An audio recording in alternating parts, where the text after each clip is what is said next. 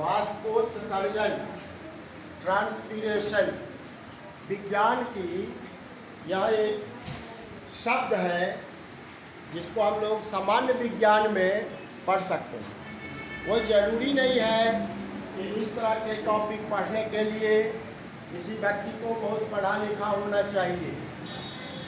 अब क्या है कि जहाँ बहुत सारे पेड़ पौधे हैं, जंगल टाइप जहाँ पर है, और ख़ास करके गर्मी के दिनों में जब हम वहाँ से गुजरते हैं तो जैसे ठंडक महसूस होती है, हम लोग को ठंडा जैसा लगने लगता है।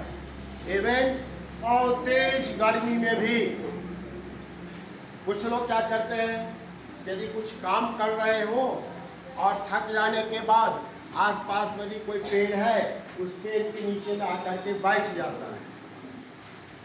कारण ये है कि पेड़ पौधों की हरी पत्तियों से लगातार जो पेड़ पौधों में जल है वह हरी पत्तियों के थ्रू, हरी पत्तियों के जरिए लगातार वाष्प में बदलता रहता है।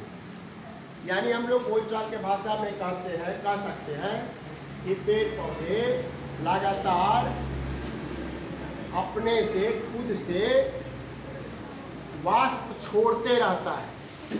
तो जब पेड़ पौधों से लगातार पानी की बूंदें या वाष्प के रूप में निकलेगा तो पेड़ पौधों के आसपास का तापमान घट जाएगा, और जब तापमान घटेगा तो वहाँ ठंडा लगेगा या ठंडक महसूस होगी। तो यह जो प्रक्रिया है, पेड़ पौधों में उपस्थित जल का भाप में बदलना, वाष्प में परिवर्तन होना, इसी को कहते हैं वाष्पोत्सर्जन, और इंग्लिश में कहते हैं ट्रांसपीरेशन। सामान्य विज्ञान है, इसको जानने के लिए बहुत नॉलेज की ज़रूरत नहीं है। शॉर्ट में तुम कह सकते हो कि हम लोग जब पेड़ पौधे के आसपास से गुजरते हैं, घने जंगल से होकर गुजरते हैं, जहाँ बहुत पेड़ पौधे हैं वहाँ से गुजरते हैं, पेड़ के नीचे में बैठते हैं, तो पेड़ पौधों की हरी पत्तियों से लगातार जो जल वाष्प के रूप में परिवर्तित हो रहा है, उस वाष्प के कारण वहाँ का तापमान कम हो जाता है और हमें ठंडक महसूस होती है, हमें ठंडा लगता है।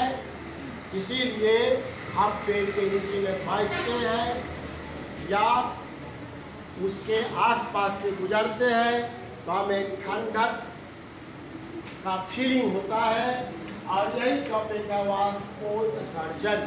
बहुत आसान टॉपिक है, सामान्य विज्ञान है, समझ में आया?